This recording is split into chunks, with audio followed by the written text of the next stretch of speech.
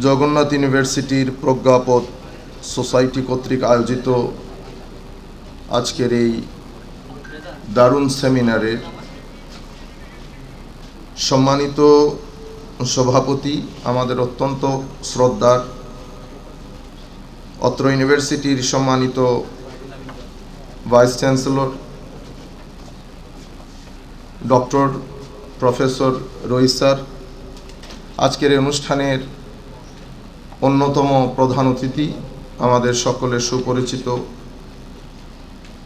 হুজুর আল্লামা এনায়েতুল্লাহ আব্বাসী সাহেব কিবলা মুদ্দাজিল্লুল আলী, আমাদের সাথে বিশেষ অতিথি হিসেবে আছেন হুজুরের সহোদর ভাই, উনিও আব্বাসী মঞ্জিলের একজন রিপ্রেজেন্টেটিভ, নামটা জানি না বিদায় বলতে পারছি না, অ্যাপোলজি। আর আমার আগে যিনি আলোচনা করেছেন, আমার অত্যন্ত স্নেহের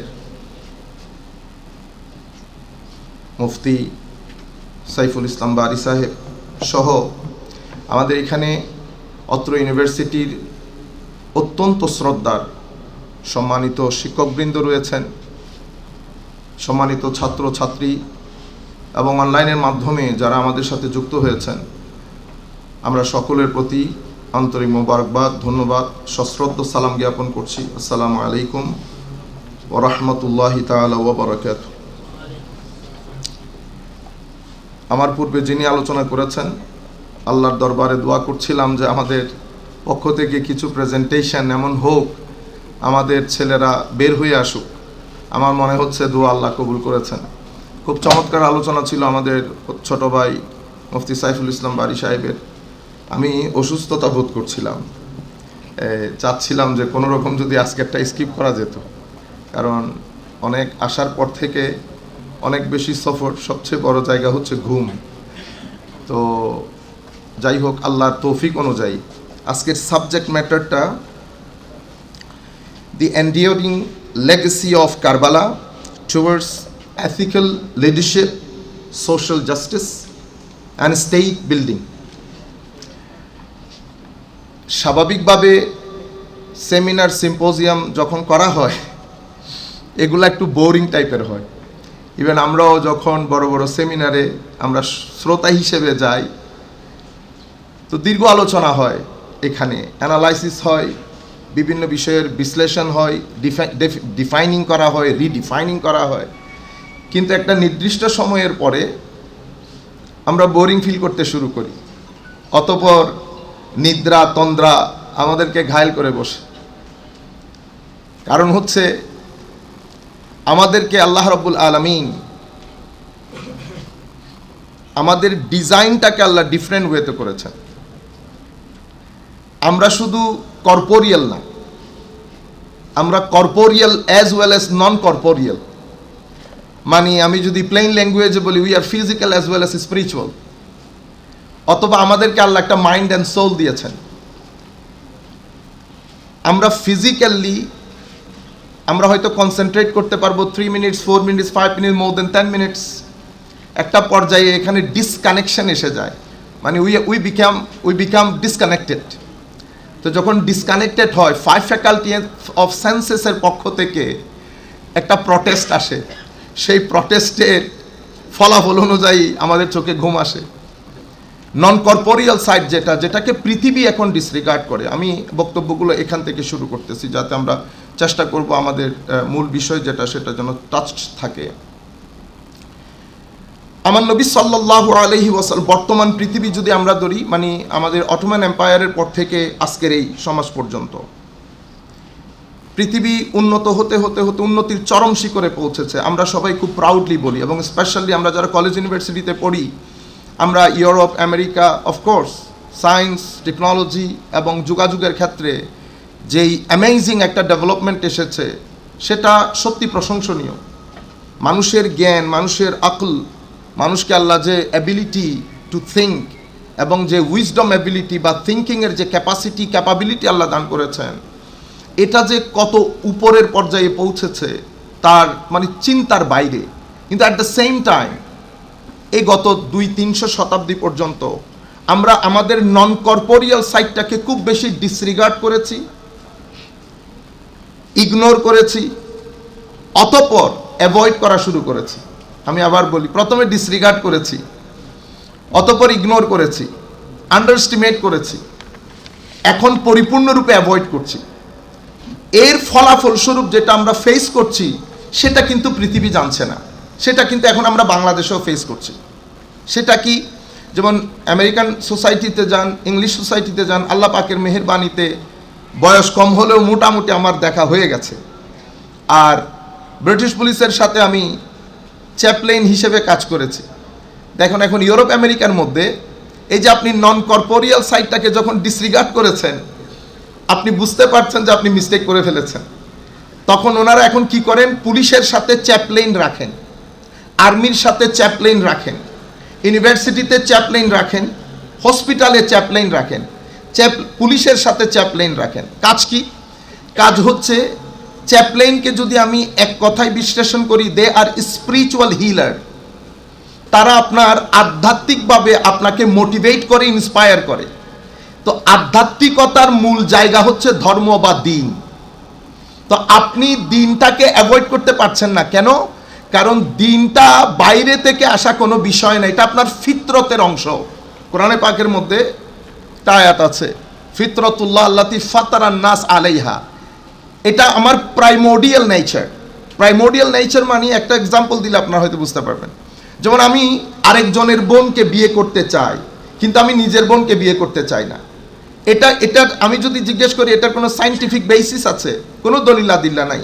ইভেন আপনি আকলকেও যদি বলেন, আকলও আপনাকে কোনো উত্তর করতে পারবে না। আপনার রেশনাল এবিলিটি আপনাকে স্যাটিসফ্যাক্টরি কোনো আনসার করতে পারবে না।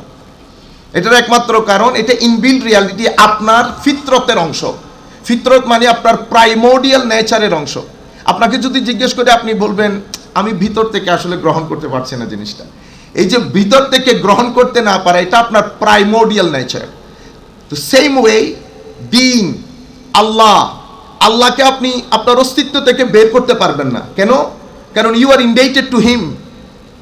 আমার সন্তানদেরকে এটা শিখাইতে হবে, you are indebted to almighty Allah. এই জন্য দিনকে দিন বলা হয়। দিনের অনেক অর্থের মধ্যে একটা অর্থ হচ্ছে ঋণ। আমি লিঙ্গুইস্টিকলি স্পিকিং, তাহলে দাইনের এটা সেন্স, কোন সেন্স মেক করে? দ্য মেইন আইডিয়া ইজ, আপনাকে আল্লাহ অনেক ধরনের নিয়ামত দান করেছেন। আপনার চোখ, আপনার 5 ফ্যাকাল্টি অফ সেন্সেস, আপনার ভিতর, আপনার এনভায়রনমেন্ট, ভেজিটেশন, ফ্রুটস, আপনার নলেজ, আপনার মা, আপনার বাবা, মার আদর, বাবার আদর। এগুলা কিন্তু পৃথিবী কোনো জায়গা থেকে মার্কেটিং করেন নাই, শপিং করে আপনি কিনেন না। এগুলা সৃষ্টির সার্ভাইভালের জন্য জরুরি, আল্লাহ দান করেছেন। সেই কারণে each and every individual, whoever me, my father, my forefathers, everybody is indebted to Almighty Allah. If you don't want to say Allah, say your creator, because somebody created you.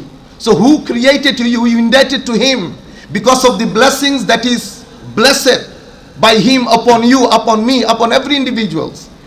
তাহলে যেহেতু আমাকে বানিয়েছেন, আমি ঋণী। তো ঋণ পরিশোধ কিভাবে করব?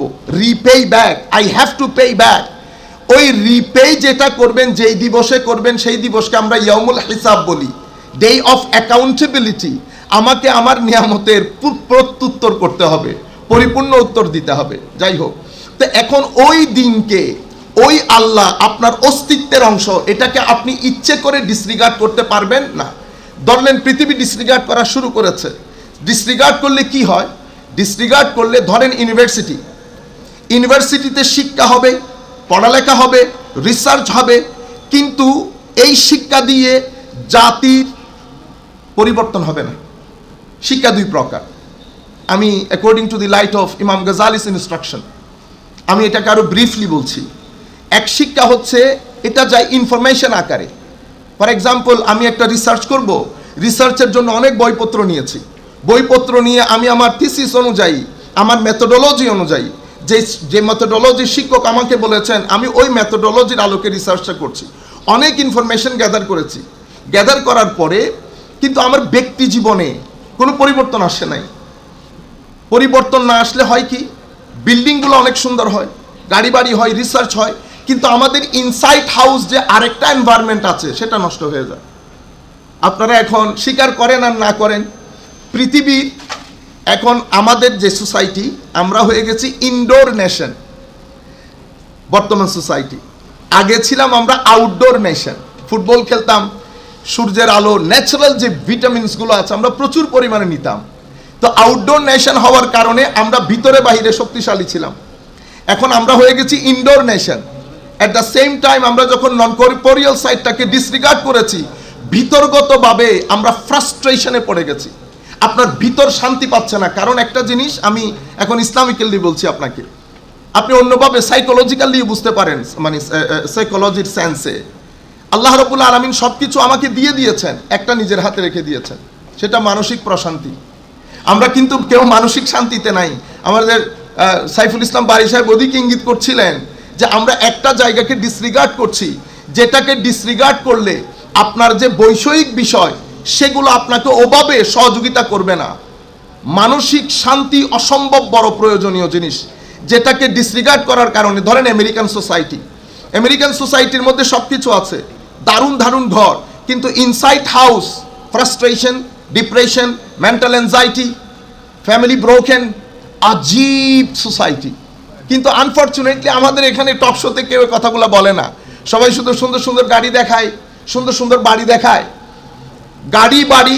আমি আরেকটা কথা দায়িত্বহীন কণ্ঠে বলছি, পৃথিবী মনে করে, এ কথা আমি সৌদি আরবের মধ্যে আমাদের একজন বড় পর্যায়ের লোক, ওনাকেও বলেছি, আপনি আমাদেরকে মিসকিন বলছেন, ফকির বলছেন, আপনি অনেক বড় নিঃসন্দেহে, কিন্তু আপনি ঢাকা ইউনিভার্সিটি আপনার কাছে নাই, বুয়েট আপনার কাছে নাই। যেই কোনো মুহূর্তে যদি আমরা একজন হুসাইনি আদর্শ লালনকারী লিডারশিপ পেয়ে যাই, হুসাইনি আদর্শ লালনকারী লিডারশিপ পেয়ে যায়, আমরা 20 বছর সময় লাগবে অক্সফোর্ডের সাথে দাঁড়াইতে। হয়তো আপনাদের কাছে জিনিসগুলা অস্বাভাবিক মনে হতে পারে, আল্লাহ পাক অক্সফোর্ডও দেখিয়েছেন, ক্যামব্রিজও দেখিয়েছেন, হার্ভার্ডও দেখিয়েছেন, আপনাদেরকেও দেখিয়েছেন। আল্লাহ এই ভূখণ্ডের মধ্যে যে মেধা মনন আল্লাহ দান করেছেন, এবং কষ্ট করার, স্ট্রাগল করার যে মনস্তাত্ত্বিক একটা স্ট্রেংথ আল্লাহ আমাদেরকে দান করেছেন, সেটা পৃথিবীর খুব কম সংখ্যক মানুষকে দান করেছে। কিন্তু আনফর্চুনেটলি আমাদের এখানে ড্রেনাইজেশন অফ ব্রেইন হচ্ছে, মানে আমাদের এই ইউনিভার্সিটির পরিস্থিতিকে এমন এক পর্যায়ে নিয়ে যাওয়া হচ্ছে, মনে হয় যেন এটা শিক্ষা প্রতিষ্ঠান থেকে একটা রাজনৈতিক প্রতিষ্ঠানে পরিণত হয়েছে। তো এটার মাধ্যমে ইন্টারন্যাশনাল ওয়ার্ল্ড কি চায়? ইন্টারন্যাশনাল ওয়ার্ল্ডের কিন্তু একটা পলিসি আছে আপনাদেরকে নিয়ে, আপনিও আপনাকে সেভাবে চেনেন না যেভাবে তারা আপনাকে চেনে। সেই কারণে তারা মিডল ইস্টার্ন স্টাডি করে, কোটি কোটি টাকা খরচ করে, ডলার খরচ করে, মিলিয়ন ডলার্স খরচ করে, আপনাদেরকে নিয়ে বই লিখে। আপনি চিন্তা চেতনা আজকের না, আগামী 100 বছর পরে আপনি কি চিন্তা করবেন সেটাও রিসার্চ হয়ে গেছে। সুতরাং আপনি ওই জালে আবদ্ধ। তারা জানেন, চিনেন, মানেন। সেই কারণে তারা তাদের ইউনিভার্সিটিগুলোতে ভালো ভালো ডিগ্রি দিয়ে আপনাদের মধ্যে যে দারুণ দারুণ স্টুডেন্ট, দারুণ দারুণ ব্রেইন, তাদেরকে ওখানে নিয়ে যায়, এবং তারা আর আসে না। জাতি গুড ব্রেইনগুলো থেকে বঞ্চিত হয়। কারণ যেমন একটা প্রফেসর, একজন প্রফেসরকে যেই পরিমাণ বেতন দেওয়া দরকার সেই পরিমাণ বেতন আমরা দেই না।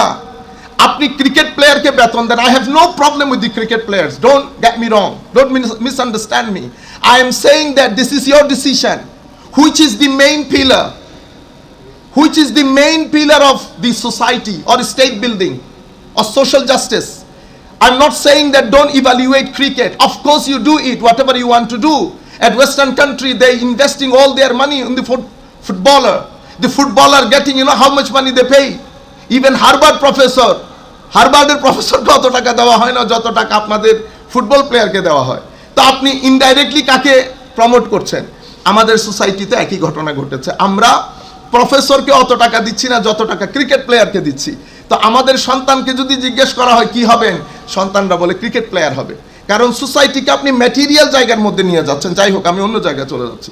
বলতে যেটা চেয়েছিলাম, দ্য এন্ড অফ 16th সেঞ্চুরির পর থেকে আল্লাহকে এবং দ্বীনকে, এটা আপনার সত্তার অংশ। এটাকে আপনি ডিসরিগার্ড করলে মানসিকভাবে অশান্ত হবেন। পৃথিবী এখন ডিপ্রেশনের রোগে রোগাক্রান্ত। পৃথিবী হেডের মধ্যে ব্যথা হলে হেডেক বলি, দাঁতে ব্যথা হলে টুথেক বলি, আর অন্তরে ব্যথা হলে এটাকে সোলেক বলি। এখন দাঁতের ব্যথারও চিকিৎসা আছে, মাথার ব্যথারও চিকিৎসা আছে, সোলের ব্যথার কোনো চিকিৎসা নাই। একমাত্র চিকিৎসা আল্লাহ, রসুল সাল্লাল্লাহু আলাইহি ওয়াসাল্লাম আর বর্তমান যুগের উলামায়ে রব্বানি। উলামায়ে রব্বানি। আসেন, আমার নবী সাল্লাল্লাহু আলাইহি ওয়াসাল্লাম এই লেগেসিটা, দ্য এন্ডিউরিং লেগেসি অফ কারবালা, লেগেসিটা বুঝতে হলে আমি 5 মিনিট আপনাকে হিস্টোরিওগ্রাফির দিকে নিয়ে যাই। তার আগে একটা মূল কথা বলি, যে কোনো সংগঠন, যে কোনো মুভমেন্ট, এটা যখন অস্তিত্বে আসে সোশ্যাল সায়েন্সের দৃষ্টিতে এটা 3টা স্টেজ অতিক্রম করে। একটা স্টেজকে বলে এক্সিস্টেন্সিয়াল স্টেজ, একটাকে বলে কনভেনশনাল স্টেজ, একটাকে বলে অপারেশনাল স্টেজ।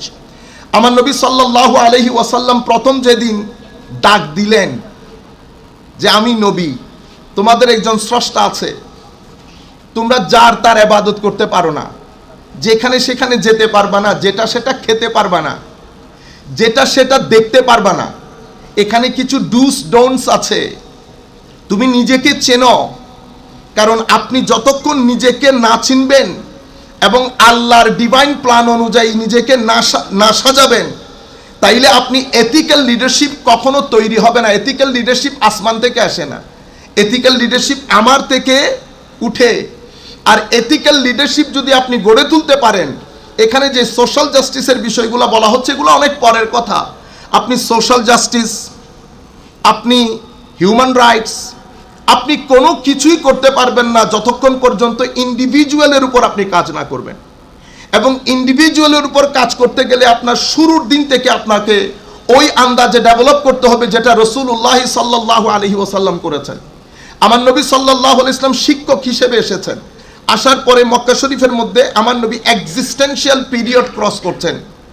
পুরা 13 ইয়ার্স অফ মক্কা আমার নবীর এই মুভমেন্ট, এটা এক্সিস্টেন্সিয়াল মুডের মধ্যে ছিল।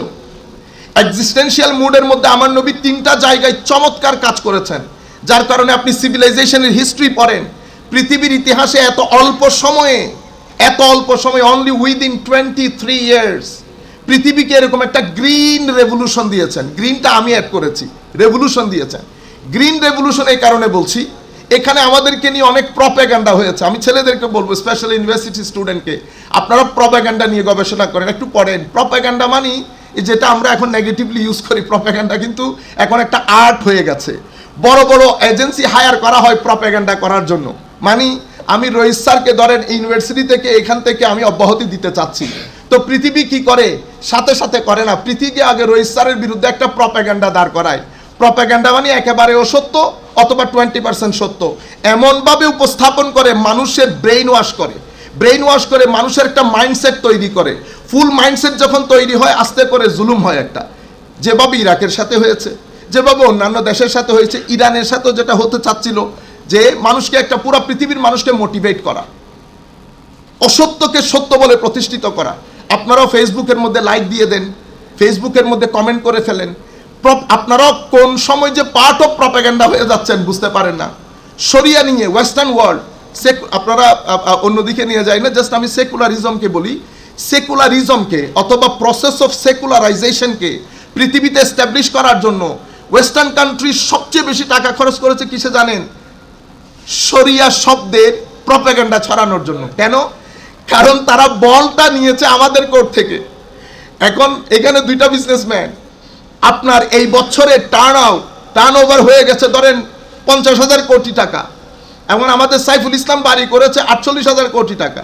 তো তার সাথে আমার কম্পিটিশন চলছে, মানেন আর না মানেন, সে কিন্তু মনস্তাত্ত্বিকভাবে সবসময় চেষ্টা করে আমাকে কিভাবে ডাউন করা যায়।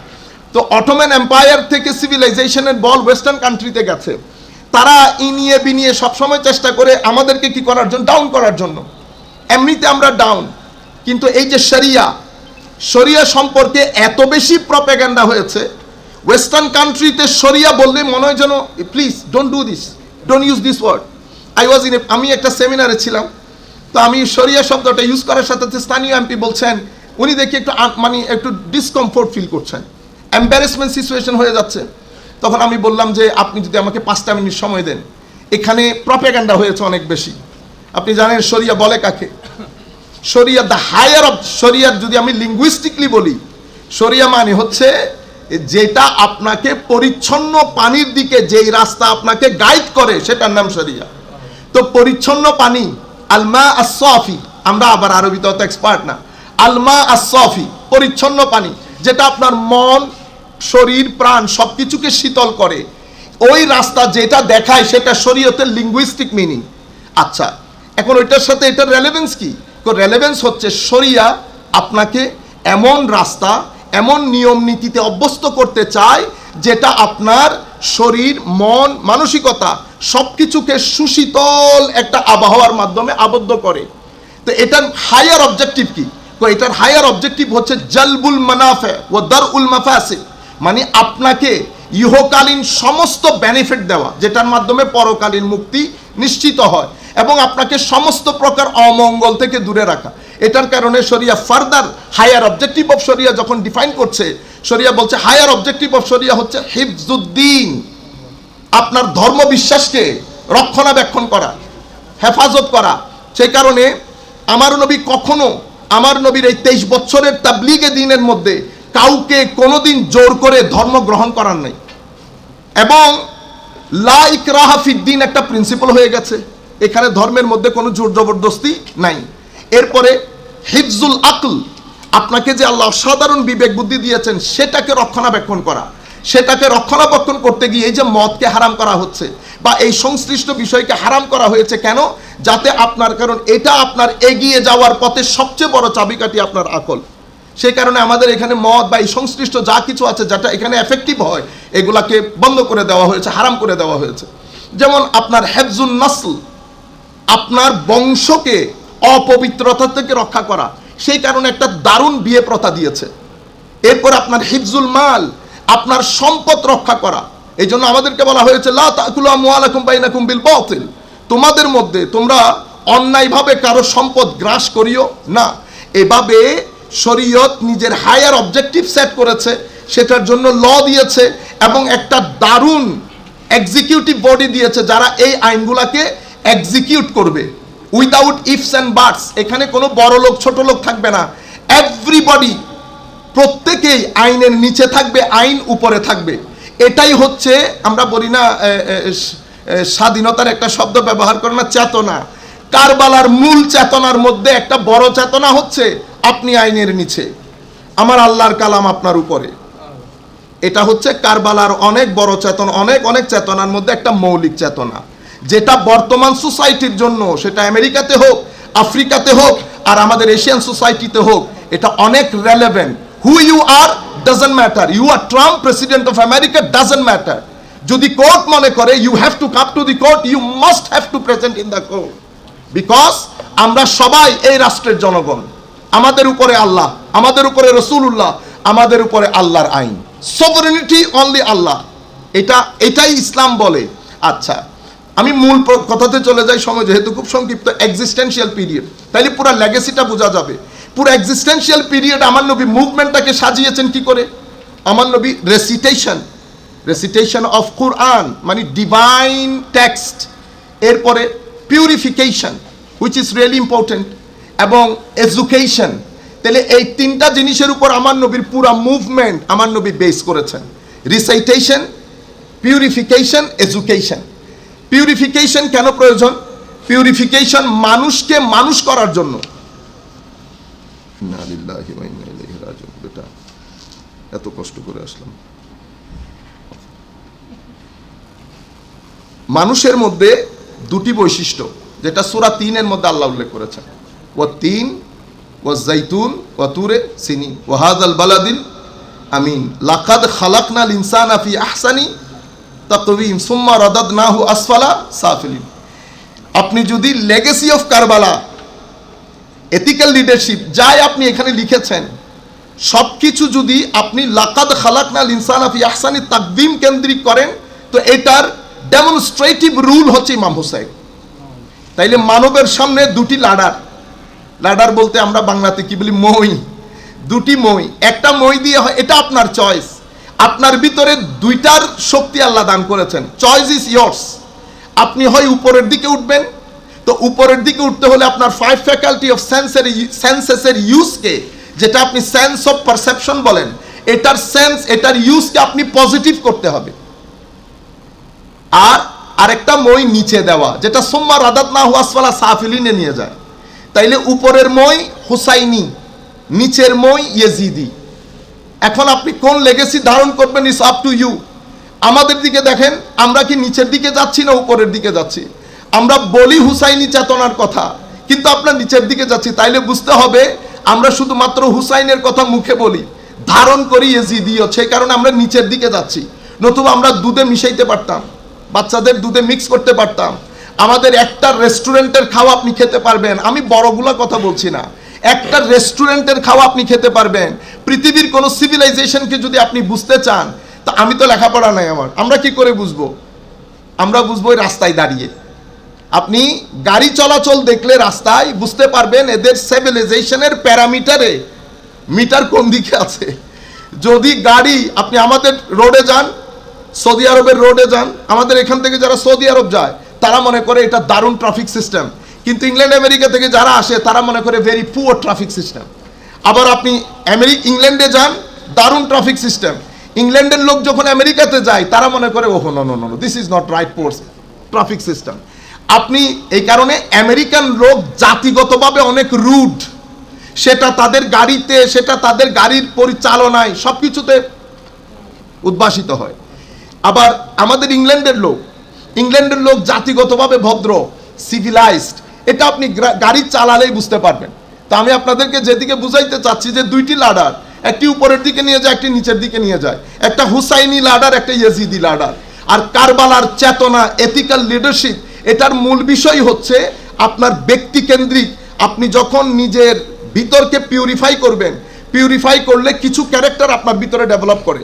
সবচেয়ে দারুণ জিনিস যেটা মানুষকে অনন্য এক স্থানে সমাসীন করে, যেটা আমার নবী সাল্লাল্লাহু আলাইহি ওয়াসাল্লামকে ইমামুল মুরসালিন নবী, একেবারে পৃথিবীর আল্লাহর সৃষ্টির মধ্যে এক অন্যতম জায়গায় স্থান দিয়েছে, সেটা আমার নবীর অতি ভদ্রতা।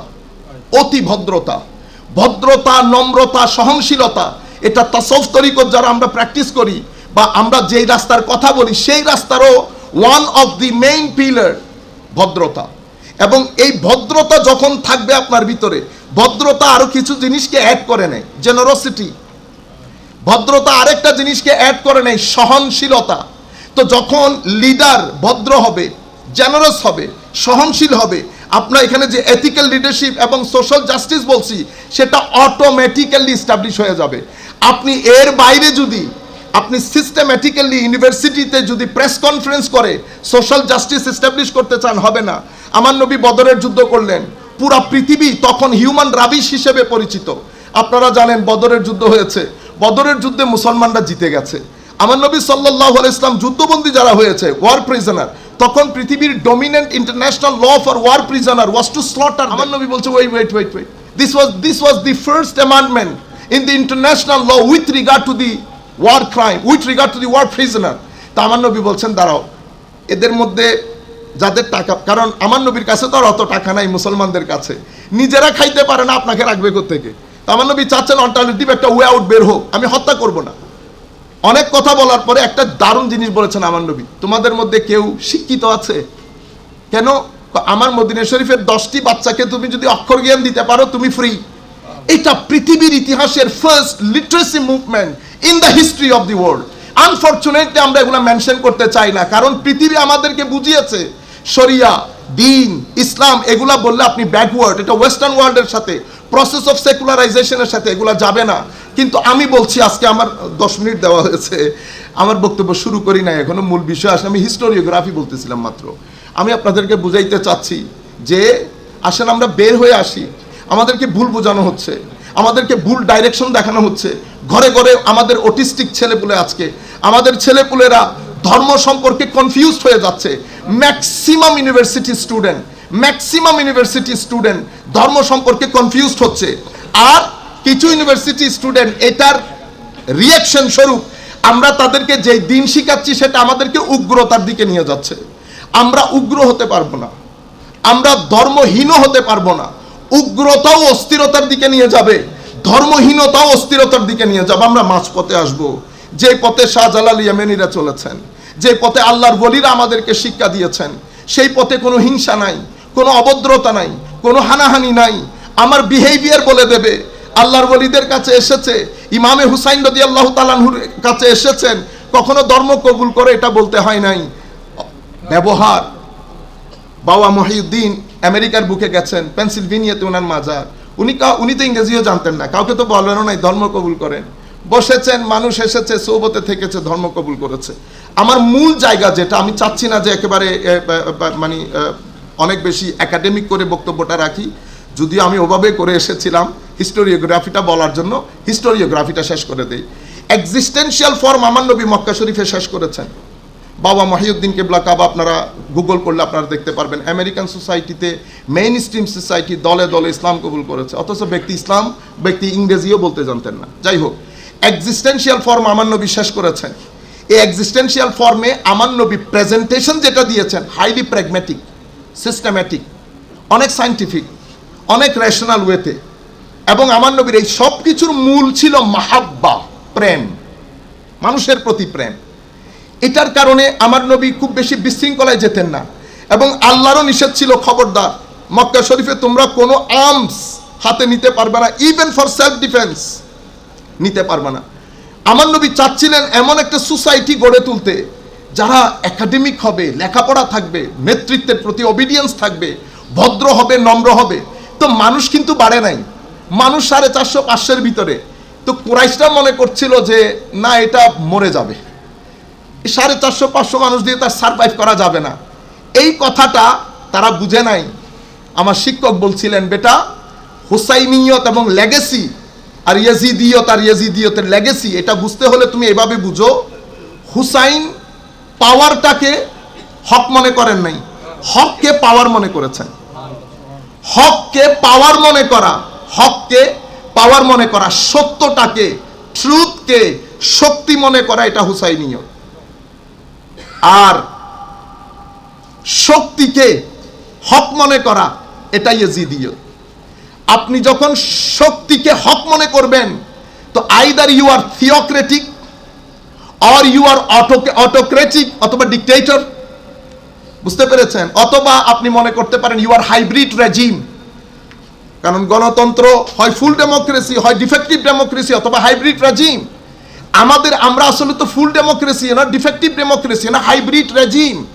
আমাদেরকে বলা হয় ডেমোক্রেটিক ডিক্টেটোরিয়াল রুল, আমাদেরটা ডেমোক্রেটিক ডিক্টেটোরিয়াল রুল। আমরা হাইব্রিড রেজিমের মধ্যেও যে দেশগুলো আছে, সেই দেশগুলোর অনেক নিচে অবস্থান করি। আচ্ছা, আমার নবী সাল্লাল্লাহু আলাইহি ওয়াসাল্লাম এখান থেকে যাত্রা শুরু, দেখেছেন এখানে কোনো মার কাট নাই। জ্ঞান, ভদ্রতা, নম্রতা, সহনশীলতা, সভ্যতা শেখানো হচ্ছে, অধিকার শেখানো হচ্ছে। আমার নবী মদিনা শরীফ গেলেন। মদিনা শরীফ যাওয়ার পরে, মদিনা শরীফে পা রাখার সাথে সাথে, মদিনা শরীফের নাম ছিল ইয়াসরিব। হুসাইনিয়ত দেখেন এটা লেগেসি কত দারুণ। ইয়াসরিব হয়ে গেছে মাদিনা। তো ইয়াসরিব মাদিনা হলো কেন? কারণ দিন প্রতিষ্ঠা হয়েছে। তো মাদিনা মানি এটা একটা সিটি স্টেট। সিটি স্টেট কখন হয়?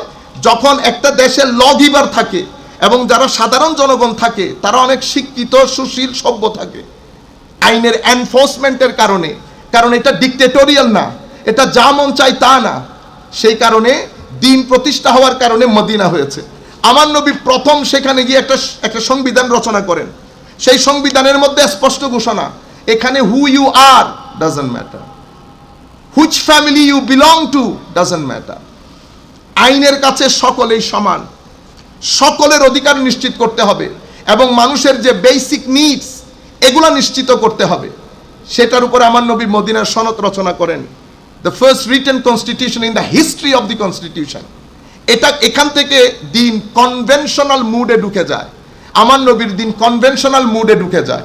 এখনো মানুষকে আঘাত করা, কাউকে জোর জবরদস্তি করা সেরকম না। আমার নবী ব্রাদারহুড প্রতিষ্ঠা করলেন। অতঃপর আমার নবীর উপর আঘাত আসলো।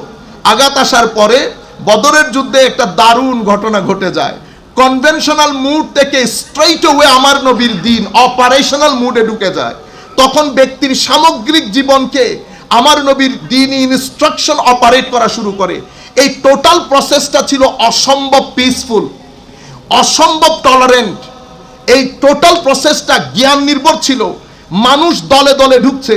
সাধারণ মানুষের মধ্যে বলা হচ্ছে শোনো শোনো, মোহাম্মদ সাল্লাল্লাহু আলাইহি ওয়াসাল্লাম নাকি এমন একটা সিস্টেমের কথা বলছে যেখানে বেলালও নাকি আমাদের পাশে চেয়ারে বসতে পারবে। হযরত বেলাল রাদিয়াল্লাহু তাআলা আনহু। আমার নবী সোসাইটি থেকে ক্লাস এবং পলিটিক্যাল এলিটিজমকে এভাবে পরিপূর্ণরূপে একেবারে বলে না আপরুটেড করা। They cannot be any political elitism, there cannot be any division in the society. আমার নবী ডেস্টিটিউট ক্লাসকে এত সামনের দিকে আনেন, প্রমোট করেন এবং মুয়াজ্জিন বানিয়ে হযরত বেলালকে ডেস্টিটিউট ক্লাসের সুবিধা বঞ্চিত যারা তাদের যেই অধিকার থেকে বঞ্চিত হওয়া এটাকে একেবারে কবর রচনা করে দেন। এবং এই ঘোষণাটা আমার নবী বিদায় হজ্জের ভাষণে দেন। আমার নবীর ক্লিয়ার কাট কথা, স্কিন বেসড কোনো ইভ্যালুয়েশন হবে না, আপনার ভ্যালিউ নির্ধারণ হবে আপনার ভিতরের গড অ্যাওয়ারনেস অনুযায়ী, নট স্কিন আইডেন্টিটি। আপনার ভিতরের গড অ্যাওয়ারনেস আপনার ভ্যালিউ নির্ধারণ করবে ইন দ্য সোসাইটি। আমার নবী মাত্র 10 বছর মদিনা শরীফ থেকে পৃথিবীতে একটা নতুন ওয়ার্ল্ড অর্ডার ঘোষণা করেন। সেই ওয়ার্ল্ড অর্ডারটা ছিল ইকুয়ালিটি বেসড, সেই world order human rights based, সেই world order social justice based. আপনি হেন কোনো বিষয় নেই আমার নবী সেখানে উল্লেখ করে নাই। সেই জায়গা থেকে আমার নবী যখন ফেরত যাচ্ছেন, সেই ফেরতে আমার নবী আমাদের কাছে ethical leadership, social justice, state building এর জন্য আলে বাইতে রাসূলের চেতনায় উদ্বুদ্ধকরণে আমাদেরকে আমার নবী হুকুম দিয়ে গেছেন। বলেছেন কোরআন এবং আলে রাসূল তোমাদের কাছে রেখে যাচ্ছি, ভারী জিনিস ছেড়ে দিও না। এগুলো একসাথে থাকলে সোশ্যাল জাস্টিস নিশ্চিত হবে, স্টেট বিল্ডিং একটা পজিটিভ এনভায়রনমেন্টে হবে, হাইব্রিড রেজিম হবে না, ডিফেক্টিভ ডেমোক্রেসি হবে না, ফুল ডেমোক্রেসির একটা রাষ্ট্র তোমরা প্রতিষ্ঠা করতে পারবে। আমি কথা না বাড়াই, কারণ এটা ছিল আমার হিস্টোরিওগ্রাফি সংক্ষিপ্ত আকারে। এরপর আমি চাচ্ছিলাম যে আজকের যে মূল বিষয় সেটার উপর পূর্ণ আলোচনা হোক। যাই হোক, এক পার্ট যেহেতু করেছি, আজকে কালকে কোনো অনুষ্ঠানে আরেক পার্ট করে নেব, ভিডিওর মধ্যে আসবে, আপনারা শুনতে পাবেন। অনেক ধন্যবাদ আপনাদেরকে, দীর্ঘক্ষণ পর্যন্ত আপনারা বসে আছেন। আমি আয়োজকদেরকে বলবো এটা অনেক লম্বা হয়ে গেলে হিউম্যান মাইন্ড একটু হয়ে পড়ে, তখন এই যে ফোকাসটা নষ্ট হয়ে যায়। আপনারা করতে পারেন মূল আলোচনাগুলো আগে নিয়ে এসে বাকি আলোচনাগুলো পরে নিলে, ওনারা যখন ফ্রেশ ছিলেন তখন তো প্রাথমিক আলোচনাগুলো শুনে ফেলেছেন, মূল আলোচনা এখনও রয়ে গেছে। তো আপনারা অলরেডি আমার মনে হয় টায়ার্ড হয়ে গেছেন। তো আল্লাহ পাক আপনাদের হামি ও Nasir Hoque. I am really grateful and thankful to the organiser of this seminar. আমি দোয়া করি আল্লাহ রাব্বুল আলামিন তাদের জিন্দেগিতে দিন দুগুনি রাত চুগুনি তরক্কি দান করুক। I am highly grateful and honoured to our honorable president of this seminar, Raisuddin sir, যিনি অত্র ইউনিভার্সিটি সম্মানিত ভিসি, আমাদেরকে এখানে দাওয়াত করার জন্য। দোয়া করি আল্লাহ স্যারের ইলম এবং হায়াতের মধ্যে বরকত দান করুক। Thank you very much everybody.